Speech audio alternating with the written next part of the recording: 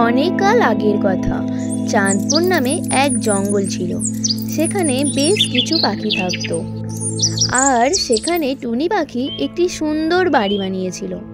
সে সেই বাড়িতে তার 3 মেয়েকে নিয়ে বেশ সুখেই দিন কাটাতো। টুনি সারাদিন খুব পরিশ্রম করত আর সে তার মেয়েদের দেখাশোনা করত।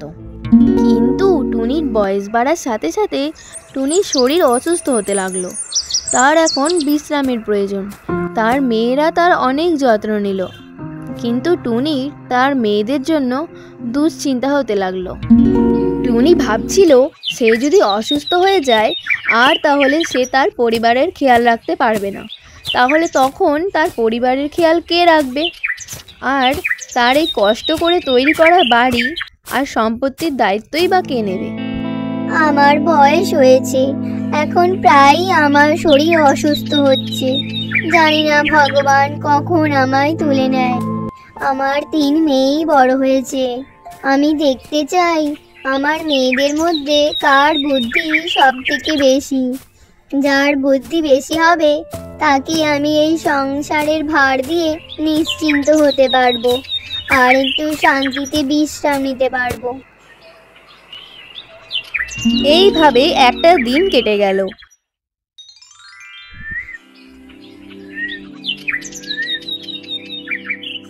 পরের দিন সকালবেলা টুনি বাড়ি থেকে বেরিয়ে পড়ল।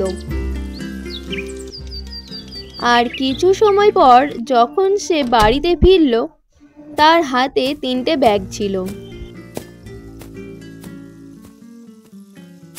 আর যখন সে টেবিলের উপর ব্যাগগুলি রাখলো, দেখা গেল সেগুলির প্রতিটাতে কাঁচা ছোলা ছিল।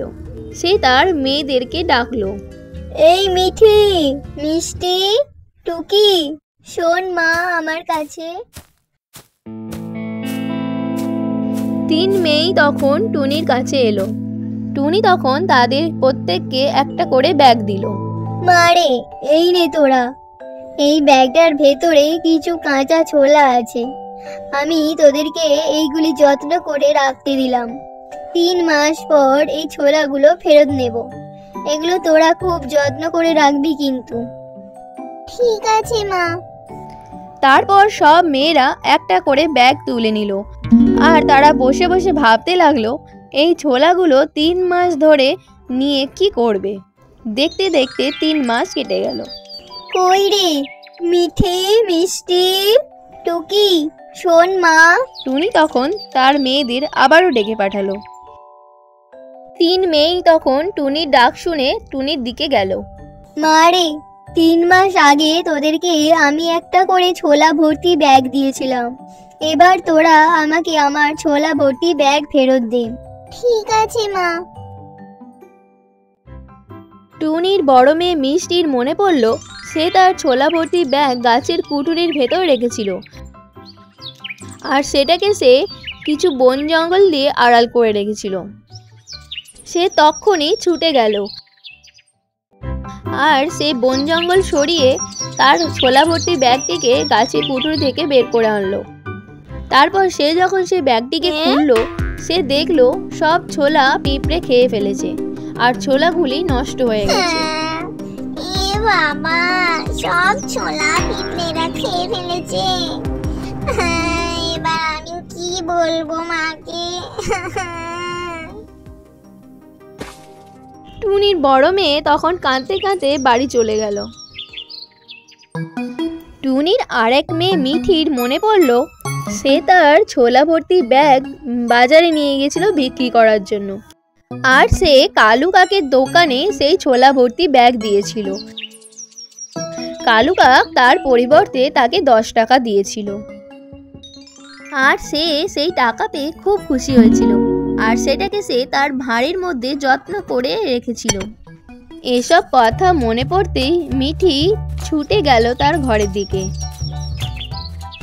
আর সে তার ভাঁড়টি থেকে 10 টাকা বের করে নিল। আর সে সেই টাকা নিয়ে বাজারে গেল এক ব্যাগ ছোলা কিনতে। সে কালু কাকের দোকানে গেল আর কালু কাককে 10 টাকা দিল আর বলল, কালু কাকু, আমাকে এক ব্যাগ ছোলা দিন। তোমার এই 10 টাকা দিয়ে এক ব্যাগ ছোলা হবে না। এক ব্যাগ ছোলা কিনতে 20 টাকা লাগবে। না। টুনি তখন তার তৃতীয় মেয়ে টুকির কাছে তার এক ব্যাগ ছোলা ফেরত চাইল। টুনির তৃতীয় মেয়ে টুকি তখন তার মাকে কাছের একটা জমিতে নিয়ে গেল। সেখানে গিয়ে টুনি তো দেখে অবাক হয়ে গেল। সারা মাঠ জুড়ে ছোলা গাছ হয়ে আছে, আর গাছে অনেক ছোলা ধরে আছে। মা মা, তুমি আমাকে যেই এক ব্যাগ ছোলা দিয়েছিলে, আমি সেগুলোই এখানে পুঁতে দিয়েছিলাম, আর সেগুলোই এখন গাছ হয়ে গেছে। হ্যাঁ সত্যি টুকি মারে, তুই খুব ভালো কাজ করেছিস। আমি মুগ্ধ হয়ে গেছি তোর বুদ্ধি রেখে।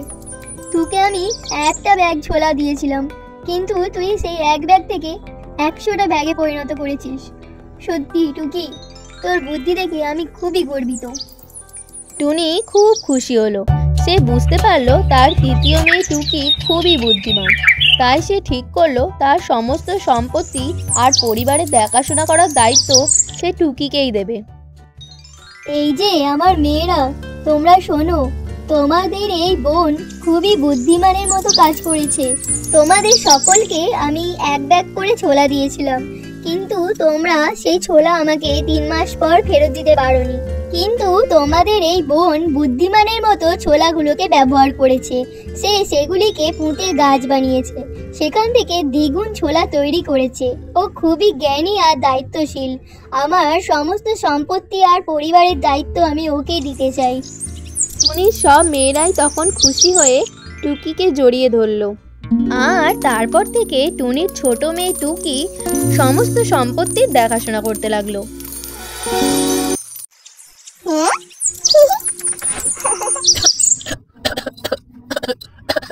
আর সে তার পরিবারের প্রত্যেক সদস্যদের প্রতি দায়িত্ব কর্তব্য যত্ন সহকারে করতে লাগলো। ধন্যবাদ।